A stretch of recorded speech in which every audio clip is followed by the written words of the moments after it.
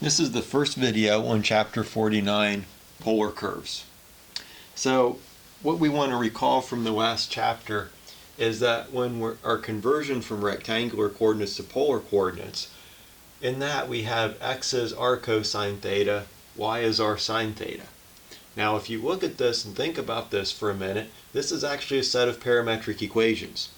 So some of the things that we learned about parametric equations can be applied to polar curves if we write our polar curves as a parametric equation like this. Now, example 273, we're going to start with a rectangular equation and convert it to a polar equation. So for the first one, we have y is equal to 5. That's just a nice straight horizontal line. Y is r sine theta, so r sine theta is equal to 5. And now divide both sides by sine of theta. So r is 5 divided by sine of theta, but 5 divided by sine of theta is 5 times cosecant of theta. For part B, y is x squared divided by 4. So we just first of all do our substitution. Y is r sine theta. X is r cosine theta. So we substitute r sine theta for y, r cosine theta for x.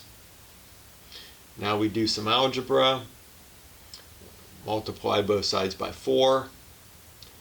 Divide both sides by r.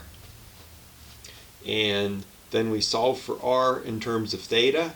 So we have r is going to be 4 sine theta divided by cosine squared theta. Sine divided by cosine is tangent, and 1 divided by cosine is secant. And so this is just a matter of using some trig definitions and identities here.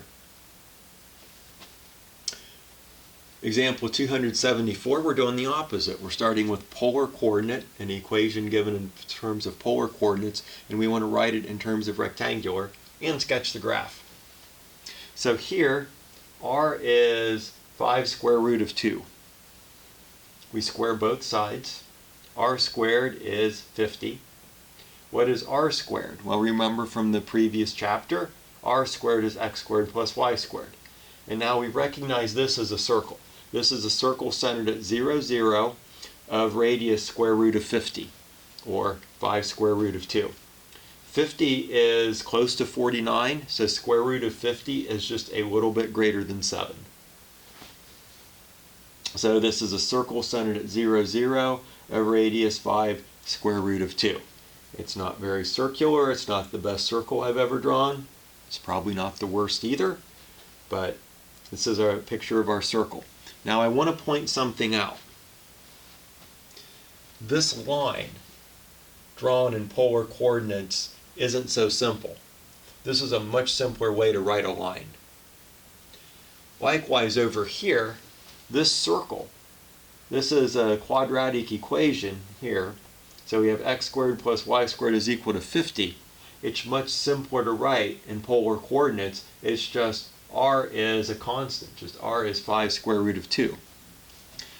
So the point I want to make about this is, in general, when you have things that are nice and straight and rectangular coordinates work better. When you have things that are more circular in nature, then sometimes polar coordinates work better. Finally, part B of example 274, we have r squared as cosine of 2 theta. Now, this is kind of a hard thing to deal with the way it is, so we'll apply a trig identity, and we'll write cosine of 2 theta as cosine squared minus sine squared. Why did we do that?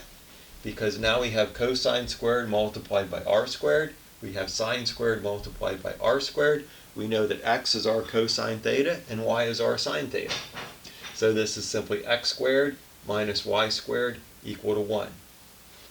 And if you recall, this is a hyperbola. So this is oriented horizontally because we have the x squared minus the y squared. If you remember this from pre-calculus, this is a hyperbola. Our asymptotes are y equal to x and y equal to negative x. We have a vertex at the point 1, 0. We have a vertex at the point -1, 0.